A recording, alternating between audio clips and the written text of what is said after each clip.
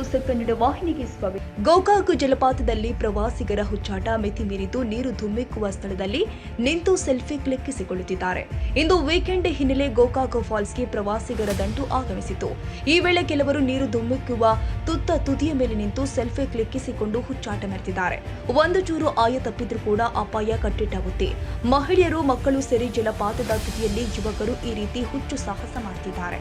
ಅಲ್ಲದೆ ಬಂಡೆಗಲ್ಲುಗಳ ಮೇಲೆ ಕುಳಿತು ಪ್ರವಾಸಿಗರು ಊಟ ಮಾಡುತ್ತಿರುವುದು ಕಂಡು ಬಂದಿದೆ. ಆದರೂ ಕೂಡ ಜಲಪಾತಕ್ಕೆ ಸೂಕ್ತ ಭದ್ರತೆ ಒದಗಿಸಬೇಕಾದ ಸ್ಥಳೀಯ ಪೊಲೀಸರು ನಿರ್ಲಕ್ಷ್ಯ ವಹಿಸಿದ್ದಾರೆ ಎಂಬ ಆರೋಪ ಕೂಡ ಇದೀಗ ಕೇಳಿಬಂದಿದೆ. ಮಳೆಗಾಲ ಆರಂಭವಾಗ್ತಾ ಇದ್ದಂತೆಯೇ ಎಲ್ಲ ಜಲಪಾತಗಳಿಗೆ ಜೀವ ಕಳೆಬಂದಿದೆ. ಹಾಲ್ನೊರೆಯಂತೆ ಧುಮ್ಮುಕ್ಕುವ ಜಲಪಾತವನ್ನ ನೋಡುವುದೇ ಕಣ್ಣಿಗೆ ಹಬ್ಬ.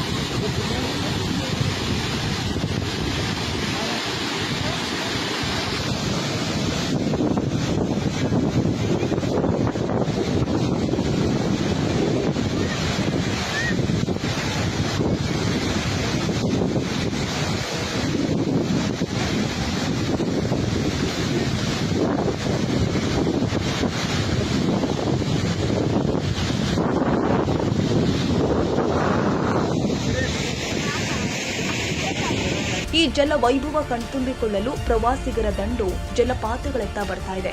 ಹೀಗೆ ಬಂದವರು ದೂರದಿಂದ ಜಲಪಾತ ವೀಕ್ಷಿಸದೆ ಹುಚ್ಚು ಸಾಹಸ ಮಾಡುತ್ತಾ ತಮ್ಮ ಜೀವವನ್ನೇ ಕಳೆದುಕೊಳ್ಳುತ್ತಿರುವ ಘಟನೆಗಳು ನಡೀತಾನೆ ಇದೆ. ಆದರೂ ಕೂಡ ಜನ ಮಾತ್ರ ಎಚ್ಚೆತ್ತುಕೊಂಡಿಲ್ಲ. ತಾಜಾ ಸುದ್ದಿಗಾಗಿ ಎಂಟಿವಿ ನ್ಯೂಸ್ 24x7ಗೆ ಸಬ್ಸ್ಕ್ರೈಬ್ ಮಾಡಿ ಮತ್ತು ಬೆಲ್ ಐಕಾನ್ ಅನ್ನು ಒತ್ತಿ. ತಪ್ಪದೇ ಲಿಂಕ್ ಶೇರ್ ಮಾಡಿ.